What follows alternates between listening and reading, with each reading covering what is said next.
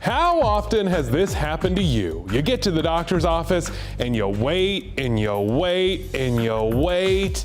What makes it even more aggravating is when you see a sign saying if you showed up late or missed an appointment, you'd have to pay a fee. Well, a new bill just filed in the North Carolina General Assembly would force doctors and other service providers to pay you too if they're late.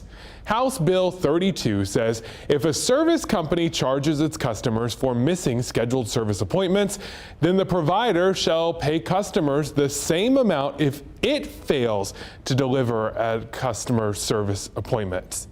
The bill was just filed. It still has a long way to go before being passed into law.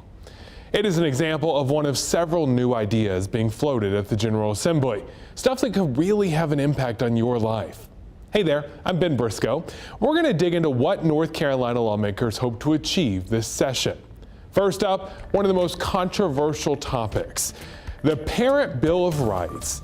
It limits talk of gender and sexuality in elementary schools and pushes employees to tell parents if students start questioning their own sexuality or gender identity. Now, a very similar version of this bill passed the Senate, but stalled out in the State House last year after Governor Roy Cooper promised to veto the bill. But things are different now. Here's how. It takes 72 votes to overturn a veto in the House. That's called a supermajority. Last session, Republicans held 69 seats in the House. Now they're at 71 seats, meaning they would just have to get one moderate Democrat to sign with them. And an Elon political science professor, Jason Husser, says there's a history in North Carolina of some Democrats working with Republicans. There are Democrats who have broken with Cooper regularly and have sided with Republicans. We'll likely see some of that, not on every piece of legislation, but on some pieces of legislation. We could even have a potential that maybe a Democrat changes party, and then Republicans would have the supermajority. So with a better shot of this passing, what exactly is in the bill? In K through 4 classrooms, the bill would forbid instruction that includes talk of gender identity, sexual activity, or sexuality. Many political pundits say this echoes Florida's controversial Don't Say Gay bill. Here's how Senate Leader Phil Berger said the Parents' Bill of Rights was different than Florida's, the last time North Carolina Republicans tried to pass it. There's no attempt to squelch folks from talking about things.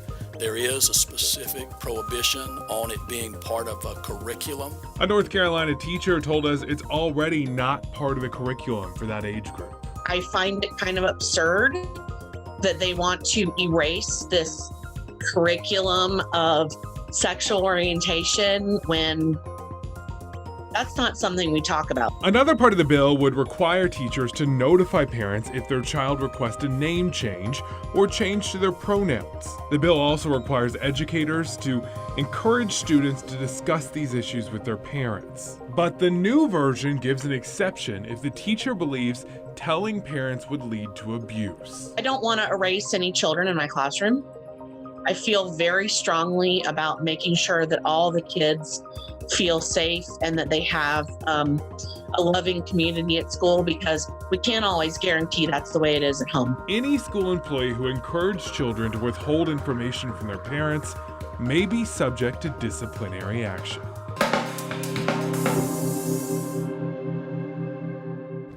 Another blast from the past making a comeback is the old online sports betting bill. At this point, more than half the states have legalized sports betting.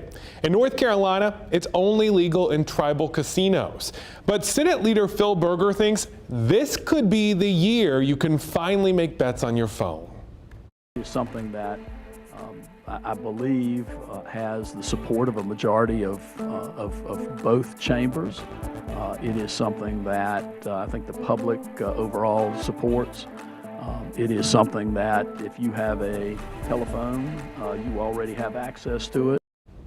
The arguments for and against the bill are expected to be the same as last time around, pretty much. Here's what both sides had to say during the last session.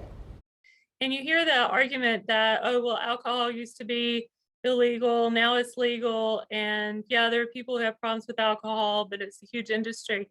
But I think that if anybody were carrying mini bottles around in their pocket so that they could drink alcohol anytime they wanted to, I think we would say that that person has a problem.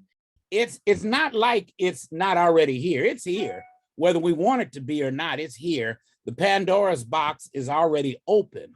What some of us are saying is, let's make it safe for our citizens. The next bill is something that's been introduced over and over and over again. In fact, it started back when I still had hair as a brand new reporter in the Triad about a decade ago.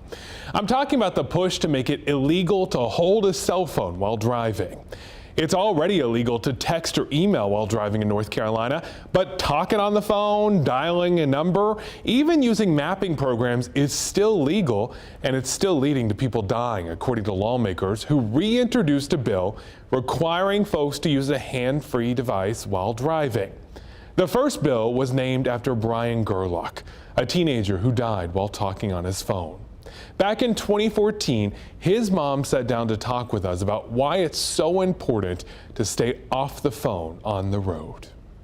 He was your typical teenager, just full of energy, full of life. Sometimes it really pierces my heart to think that this was the last thing that he was holding and thinking about. You know, this was all it took for him to be gone. Couldn't even bring myself to tell my family. It took me a couple of weeks to work up the courage to share that information. Someone has to stand up and say, this isn't an acceptable behavior, and if you do it, it's going to cost you. Even if you think that you are capable and competent or you know better, there are a lot of people besides you on the interstate that aren't or don't. To prove what a difference a hands-free device can make when you're talking on the phone, we set up a closed course with Greensboro Police. With the hands-free device, every single cone stayed standing. But with the phone up to my ear, talking on it to the police officer, 2 of those cones were hit. After what you saw today, do you think this thing right here, this hands-free, is really safer? Well, it obviously would require a little more testing, but from what we've seen just on these few tests today, it helps. So what are the chances of these bills actually passing this time around? Well, every session up to around 2,000 bills are normally introduced. Only about a third of those even make it to a vote on the floor. And last session, only 267 of them became law. So there's about a 13% chance of the average bill passing into law.